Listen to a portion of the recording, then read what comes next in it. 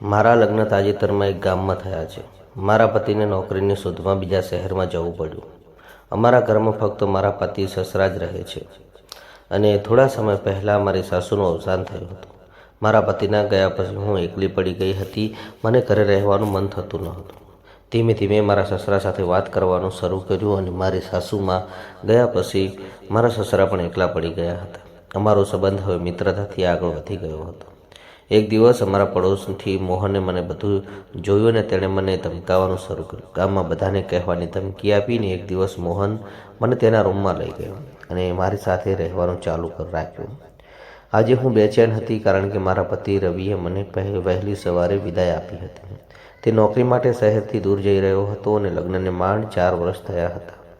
પણ હવે મને સંજોગ બદલાઈ ગયા હતા, જેના કારણે રવિને વિદેશમાં કામ કરવા જવું પડ્યું હતું. મારી આંખોમાં આંસુ આવી ગયા, પણ મેં મારી જાતને કાબૂમાં રાખી. મને ખબર હતી કે રવિનો વિદાય આપણા ઉજ્જવળ ભવિષ્ય માટે જરૂરી છે. રવિના ગયા પછી મેં અમારા ઘરમાં શાંતિ અનુભવી. ઘરમાં બધા કાર્ય કર્યા પછી પણ મને ખોવાયેલું લાગતું હતું. મને આખો દિવસ ઘરની 4 દિવાલોમાં એકલા રહેવાની આદત ન હતી. મારા સસરા હંમેશા ઘરે રહેતા હતા, પરંતુ તેઓ એક વૃદ્ધ માણસ હતા અને આખો દિવસ મૌન રહેતા હતા. મને તેમની સાથે વધુ વાત કરવામાં આરામદાયક લાગતું ન હતું, પરંતુ એકલતા મને એટલી હદે ઘેરી ગઈ હતી કે હું તેમને કાબૂમાં રાખી શકતી ન હતી. હવે મારા સસરાને મારી એકલતા મારા સાથી બનાવવાનો વિચાર આવ્યો. મારા મનમાં આવવા લાગ્યો ને એક દિવસ મને ઉદાસ જોઈ મારા સસરાએ મને પૂછ્યું, પુત્ર વધુ તું કેમ ઉદાસ છે? મેં તેમને કહ્યું કે ઘરે મને રહેવાનું નથી થતું ને ધીમે ધીમે હું અને મારા સસરા વાત કરવા લાગ્યા. મારા સસરાએ મારી સંભાળ રાખીને એકલતા અનુભવવા દેવાનો પ્રયાસ કર્યો. એક દિવસ ભારે વરસાદ પડી રહ્યો હતો અને અંધારામાં મારા સસરા લપસી પડ્યા અને પછી તેમનો પગ મચકોડાઈ ગયો. ત્યાંથી તેમને કહ્યું કે હું તેને માલિશ કરીશ ને મારા સસરાના પડવા છતાં મેં તેમને પગની માલિશ કરવાનું શરૂ કર્યું. મેં જોયું કે તેઓ મારી તરફ જોઈ રહ્યા હતા, કારણ કે તેઓ તે એકલતાનો સામનો કરી રહ્યા હતા. તેમણે કહ્યું કે તમારા હાથમાં જાદુ છે. મારો દુખાવો સંપૂર્ણ ગાયબ થઈ ગયો છે. હવે મેં મારા સસરાને મારી સાથે સમય વિતાવવા લાગ્યા અને ઘણીવાર સાથે બેસીને વાતો કરતા અને વાતચીત ધીમે ધીમે વધુ ગાઢ બનતી ગઈ. અમારા બંનેને એકબીજાથી પરસ્પર આદર હતો, પરંતુ ક્યારેક તે હદ પાર કરવા લાગી અને મારા સસરા વચ્ચેની આ નિકટતા અમારી લાગણીઓને શાંત કરતી હતી. જો કે મારા હૃદયમાં ક્યાંક એક વિચિત્ર કડવાશ હતી. મને ક્યારેય એવું લાગતું હતું કે હું કંઈક ખોટું કરી રહી છું. પણ મારી એકલતા દરમિયાન મારા સસરા સાથે રહેવાની આદતથી આ વિચાર ધીમે ધીમે દૂર થઈ ગયો. મારા સસરા પણ મારી સંભાળ રાખતા અને મારી બધી જરૂરિયાતો પૂરી કરતા હતા. આનાથી મને બીજી કોઈ પણ વસ્તુથી વંચિત રહેવાનો અનુભવ ઓછો થયો. ધીમે ધીમે અમારો સંબંધ મિત્રતાથી આગળ વધતો ગયો. જો કે આ સંબંધ અમારા બંને માટે માનસિક અને ભાવનાત્મક ટેકો બની ગયો હતો, પણ અપરાધની લાગણીઓ મને ઘેરી લેવા લાગી હતી.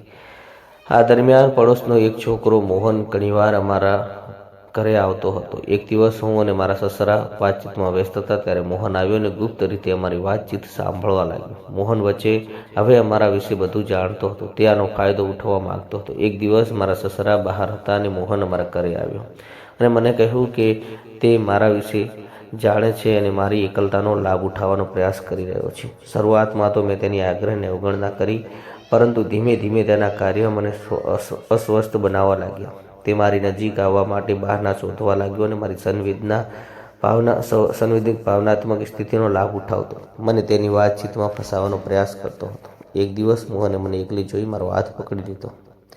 મેં તેને ઠપકો આપ્યો અને દૂર ધકેલી દીધો, પણ હું તેને કાંઈ કહી શકી નહીં. મને લાગ્યું કે કોઈ કહેશે તો મારી પાસેથી પ્રતિષ્ઠાનો જોખમ મુકાઈ જશે. હવે મને ડર લાગવા લાગ્યો હતો અને એક તરફ મારા સસરા સાથે મારી વધતી જતી નિકટતાથી હતી અને બીજી તરફ મોહન ખરાબ ઈરાદાનો હતો અને હું મારા રૂમમાં જ ફાંદામાં ફસાઈ ગઈ. રવિ વગર આ બધું સહન કરવું મારા માટે બહુ મુશ્કેલ બની રહ્યું હતું. મને રાત્રે ઊંઘ આવતી ન હોતી. મારું મન સતત ચિંતામાં અને બેચેનીથી ભરેલું રહેતું હતું. હું ઈચ્છતી હોવા છતાં હું મારી લાગણીઓને કોઈની સાથે શેર કરી શકતી ન હતી. અને જ્યારે રવિ ઘરે આવ્યો ત્યારે તે મારા પિતરાઈ ભાઈના વર્તનમાં ફેરફાર જોયો, પણ મને પહેલાં જેવી જઈ અને હતી. મારી આંખોમાં છુપાયેલી પીડા જોઈ રવિએ મને ઘણીવાર પૂછ્યું, પણ મેં કાંઈ કહ્યું નહીં. એક દિવસ રવિએ પડોશી પાસે મોહન અને મારા વિશે કેટલીક વાતો સાંભળી. તેને શંકા ગઈ કે રવિ નોંધ લેવાનું શરૂ કર્યું છે અને એક દિવસ રવિએ કહ્યું કે તે ખેતરમાં કામ કરવા જઈ રહ્યો છે. તે દિવસે મોહન અમારા ઘરે આવ્યો અને મને હેરાન કરવા લાગ્યો. હવે રવિને સત્ય ખુલી ગયું છે. જ્યારે રવિ આવીને પૂછ્યું ત્યારે હું ડરી ગઈ હતી અને મને કાંઈ કહી શકે નહીં. અને પણ રવિએ મને ખાતરી આપી કે મેં તેને કાંઈ કર્યું અને માટે તેને માફ કરશે. હિંમત ભેગી કરી અને મને તેને સત્ય કહ્યું. મારા સસરા અને મોહનના કાર્યો સાથેની મારી ભાવનાત્મક નિકટતા વિશે જણાવી. રવિનું સાંભળીને હૃદય તૂટી ગયું.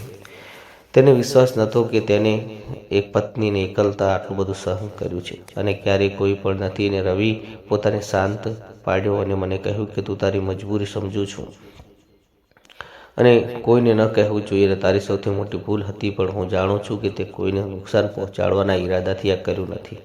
રવિએ ધીમે ધીમે મને આ પરિસ્થિતિમાં બહાર કાઢ્યો.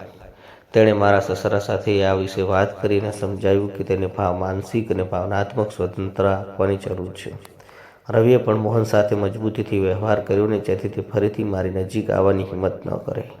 ધીમે ધીમે મેં મારી જાત પર નિયંત્રણ મેળવવાનું શરૂ કર્યું. રવિ સાથે મારું ભાવનાત્મક અંતર પણ ઓછું થવા લાગ્યું હતું.